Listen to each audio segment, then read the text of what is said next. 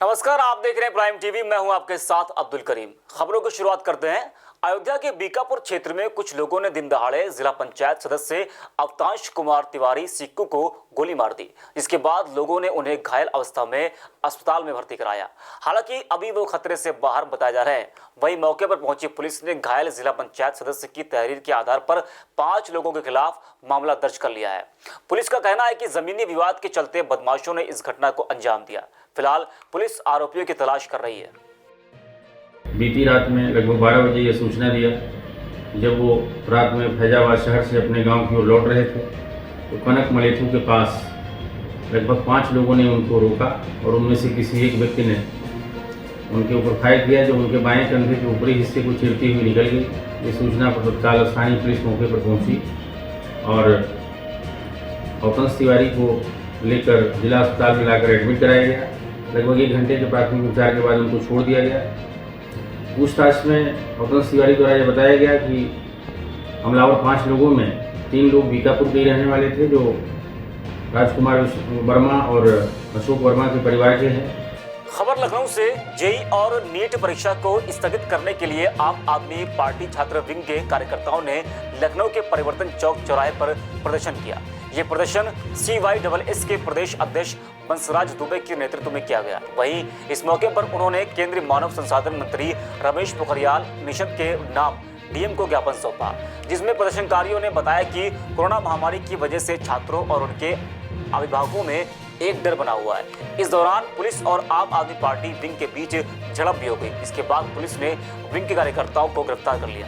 NEET और JEE के exam schedule किए गए हैं। आज हम लोग परिवर्तन चौक लखनऊ से देश के जो शिक्षा मंत्री रमेश पोखरियाल जी से ये मांग कर रहे हैं कि जो आपने ये एक तरीके से आड़ियल रवैया इख्तियार कर रखा है, 20 से 25 लाख छात्रों के भविष्य के साथ जो आप खिलवाड़ करने का काम कर रहे हैं, आपसे विनम्र निवेदन है कि आज जो लगभग 30 लाख छात्रों ने ट्वीट करके आपको इस मामले में संज्ञान लेने के लिए कहा कि महोदय इस एग्जाम को आप रद्द करने की कोशिश न करके बल्कि आप इसको स्थगित कर दीजिए। हम आपसे भीख नहीं मांग रहे कि आप हमको भीख दे दीजिए, हमको आप प्रमोट करके आप हमारा एडमिशन कर लीजिए। हम आपसे सिर्फ ये निवेदन करना चाहते हैं कि आपका जो हिटलरशाही रवैया है उसको त्याग करके इस एग्जाम को जब कोरोना वैश्विक महामारी थोड़ा सा भी सामान्य स्थिति में हो जाए तब आप इसको कराने की कोशिश करिए। लेकिन दुर्भाग्य है कि सरकार में जो बैठे ये सत्ताधीश हैं, जो जितने जिम्मेदार केंद्रीय मंत्री जी हैं, उनको कानों में जू तक नहीं रोक रही है। उनके बच्चे बच्चियों का तो मुझे नहीं मालूम, लेकिन देश के जो आज कोने कोने में छात्र फंसा हुआ है इस बाढ़ के समय में, इस कोरोना के समय में, उसके भविष्य के साथ एक खिलवाड़ करने का काम जरूर भारतीय जनता पार्टी के केंद्रीय मंत्री जी कर रहे हैं। एक और जहां योगी सरकार ने गायों की रक्षा के लिए कड़े नियम लागू किए, साथ ही साथ अस्थायी गौशालाएं भी बनवाई, लेकिन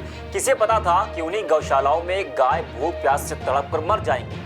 ताजा मामला झांसी के मौरानीपुर तहसील क्षेत्र के खरकामाफ गांव में बनी गौशाला का है, जहां जानवर भूख प्यास से तड़प रहे हैं। इस मामले में ग्रामीणों ने एसडीएम को एक पत्र सौंपा है, जिसमें उन्होंने बताया कि गौशालाओं में भूसे और पानी की उचित व्यवस्था न होने के कारण आए दिन गायों की मौत होती रहती है। उन्होंने एसडीएम से इसकी जांच कर गायों को उचित खाने पीने की व्यवस्था किए जाने की मांग की है। हमारे यहाँ जो गौशाला बनाई गई है 19-20 में बनाई गई है, इसमें जो है जो गवर्नमेंट ने पैसा दिया है वो प्रधान के खाते में आया है।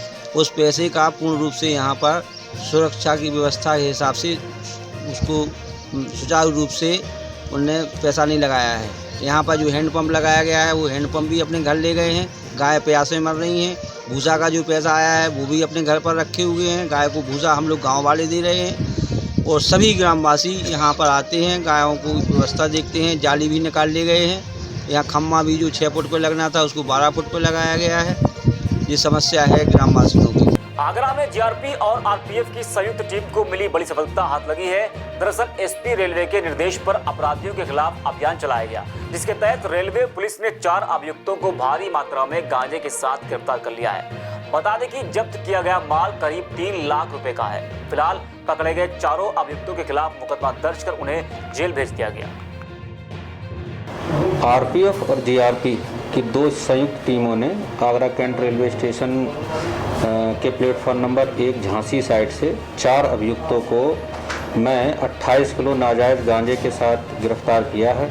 इनमें चांद बाबू है बदायूं का रहने वाला, रोहतास है जनपद पानीपत हरियाणा का, जिशान है जनपद बरेली का और अजय है जनपद रोहतक का। ये लोग दिल्ली में रहते हैं रेंट पे खजूरी के पास, और वहीं खजूरी एरिया में फुटकर में गांजा इनको बेचना था। ये विशाखापट्टनम से एपी एक्सप्रेस से लेके आए हैं, क्योंकि दिल्ली में निज़ामुद्दीन और नई दिल्ली पे बहुत ज़्यादा चेकिंग चल रही है, कोरोना वायरस का भी संक्रमण है, इसलिए आगरा स्टेशन से उतरकर सड़क मार्ग से इनको दिल्ली जाना था, और हमने इनको रेलवे स्टेशन आगरा कैंट के प्लेटफॉर्म नंबर 1 से। राम जन्मभूमि तीर्थ क्षेत्र ट्रस्ट के अध्यक्ष महंत नृत्य गोपाल दास की तीसरी जांच रिपोर्ट कोरोना निगेटिव आई है। इसके बाद महंत के जल्द अयोध्या लौटने की उम्मीद जताई जा रही है। वहीं मणिराम दास छावनी के उत्तराधिकारी कमल नयन दास ने कहा कि महंत नृत्य गोपाल दास अब स्वस्थ हैं। उनका तपोबल उन्हें ऐसी बीमारियों से लड़ने की क्षमता देता है। बता दें कि कृष्ण जन्मोत्सव में शामिल होने मथुरा पहुंचे महंत नृत्य गोपाल दास की तबीयत खराब होने पर उनमें कोरोना संक्रमण की पुष्टि हुई थी, जिसके बाद गुरुग्राम के मेदांता हॉस्पिटल में उनका इलाज चल रहा था। महाराज जी सब प्रकार से अब स्वस्थ हैं और बहुत ही जल्दी अयोध्या वापस आएंगे। उनका ध्यान अयोध्या में ही लगा है, हमें अयोध्या जाना है, अयोध्या जाना है। बहुत जल्दी छुटकारा मिलेगा अस्पताल से। जी आ चुकी है और आज भी आएगी। उनकी त्याग और तपस्या आज भी उनके अंदर इन बीमारियों से लड़ने की शक्ति है। आजमगढ़ में एसपी सुधीर कुमार सिंह ने पुलिस बल के साथ शहर में स्थित महत्वपूर्ण बैंक जैसे एसबीआई, आईसीआईसीआई के सुरक्षा मानकों का निरीक्षण किया। इस दौरान उन्होंने बैंकों में लगे सीसीटीवी कैमरे में आपातकालीन सायरन की जांच की। वहीं बैंक प्रबंधकों को भी जरूरी दिशा निर्देश दिए। इसके अलावा उन्होंने बैंक परिसर में खड़े लोगों से भी पूछताछ की। ये जो लोग यहाँ पर आने जाने वाले हैं उनमें कोई इस टाइप का तो नहीं है जो कोई वारदात करने की फिराक में, और दूसरे जो इनका सिक्योरिटी सिस्टम है उसके द्वारा उसको हम लोगों ने देखा है कि सिक्योरिटी यहाँ पर फुल प्रूफ है या नहीं है, सिक्योरिटी गैजेट्स हैं वो फुल प्रूफ है या नहीं है, उसके बारे में देखने के लिए आज हम आए थे। और अभी एक ब्रांच और हम देखेंगे और उसके बाद फिर सभी ब्रांच मैनेजर्स की एक मीटिंग भी करेंगे। देखिए ये हमेशा से मीटिंग बैंक के जो मैनेजर्स हैं उनके साथ हमेशा से मीटिंग होती रही है, कोऑर्डिनेशन मीटिंग होती रही है, तो एक मीटिंग फिर करेंगे और उसमें विस्तृत रूप से उसमें डिस्कशन करेंगे। बेरोजगारी और आर्थिक तंगी इंसान से क्या कुछ नहीं करा सकती है, इसका जीता जागता सबूत अलीगढ़ गांधी पार्क थाना क्षेत्र के प्रभात नगर इलाके में देखने को मिला, जहां एक युवक ने कर्जदारों से तंग आकर अपनी किडनी बेचने के लिए फेसबुक पर एक पोस्ट डाली। दरअसल लॉकडाउन के दौरान युवक ने कुछ कर्ज लिया था, लेकिन वो उसका ब्याज नहीं चुका सका था, जिसके बाद सूदखोर उसे जान से मारने की धमकी देने लगे। इन्हीं सब कारणों से परेशान होकर युवक ने सोशल मीडिया पर यह पोस्ट डाली। ये है सर कि मैं कर्जदारों से परेशान आ गया हूँ। 8-10 लोगों का पैसा है, जिसमें से मैंने कम से कम 8 लोग ऐसे हैं जो मुझे परेशान नहीं कर रहे, लेकिन 2-3 लोग ऐसे हैं जो बहुत ज़्यादा परेशान कर रहे हैं। 2 ने मेरे नाम से केस भी डाल दिए हैं कोर्ट में, और उन्होंने के मेरे पे वो भी हैं जो केस डालने के बाद वकील से नोटिस जो आती हैं वो भी हैं, और एक बंदा मुझे धमकी देता है मारने की, उसकी वीडियो है और रिकॉर्डिंग वगैरह है मेरे पास। मामला क्या था? आपने पैसे क्यों लिए थे? मैंने अपना बिजनेस बढ़ाने के लिए लिए थे, लेकिन मेरे बिजनेस में कुछ घाटा होने की वजह से वो पैसा मेरा सब डूब गया। कितना पैसा लिया था आपने? मैंने 2,35,000 एक बंदे से लिए थे, उनके बाद 2-3 लोगों से और लिए थे, वो पैसा ब्याज देते देते वो पैसा बढ़ गया। अब तक आप कितने पैसे दे चुके हैं इनको? जिसका 2,35,000 उसे 4 लाख रुपये दे चुका हूँ अब तक ब्याज। जो आपने फेसबुक पर जो अपनी किडनी बेचने के लिए कहा है, क्यों बेचने के लिए कहा था? मामला क्या है पूरा? मैंने यह है कि मुझे सारी कर्जदारी एक साथ चाहते हैं कि एक साथ पैसा मिले, लेकिन मेरे पे एक साथ पैसा नहीं है, इस कारण मैंने किडनी बेचने के लिए अपना पोस्ट डाला था। लगभग कितना कर्ज है आपके ऊपर टोटल पूरा? टोटल मेरे पे 14 लाख रुपए का कर्जा है। आगरा के थाना जगदीशपुर क्षेत्र के अंतर्गत राज पैलेस में पुलिस ने एसओजी टीम सहित मुखबिर की सूचना के आधार पर छापा मारा।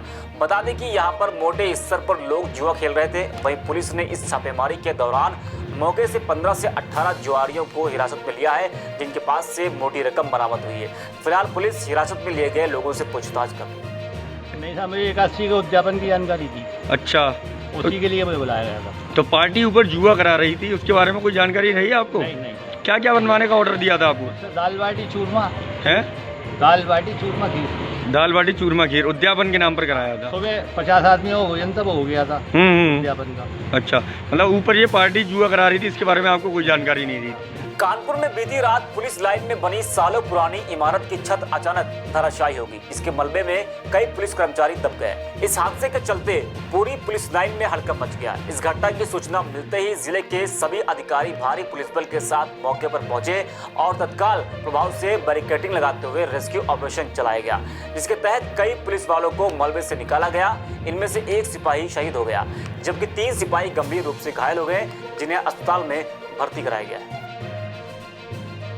नीचे जैसा होगा ना, ये डबल स्टोरी बैरक है जाते हैं, जिसका पहला स्टोरी का जो छत था जाते हैं वो गिर गया। उसमें लगभग 10-12 लोग जो है बता रहे थे कि उस समय अपना जाते हैं आराम कर रहे थे। उसमें से 3 लोग जो है घायल हुए हैं और उसमें से एक व्यक्ति का कर्मचारी का बताया जा रहा है कि वो गंभीर रूप से घायल हुआ है। सभी को रिजेंसी भेजा गया है और इस समय हम लोग सभी लोग जाते हैं, आप देख रहे होंगे सभी अधिकारी हम यहाँ पर रेस्क्यू कार्रवाई कर रहे हैं। और हो सकते हैं कि अभी कितने लोग थे उस समय? वैसे काफ़ी मलबा हम लोगों ने जाते अपने समय, अभी आपने देखा पिछले लगभग 45 मिनट से काफ़ी मलबा हम लोगों ने वहाँ से काफ़ी मलबा हटा लिया है, लेकिन जाते हैं अभी जब तक पूरा मलबा हट नहीं जाता है तब तक इस तरह से स्पष्ट कर पाना की कोई नहीं है।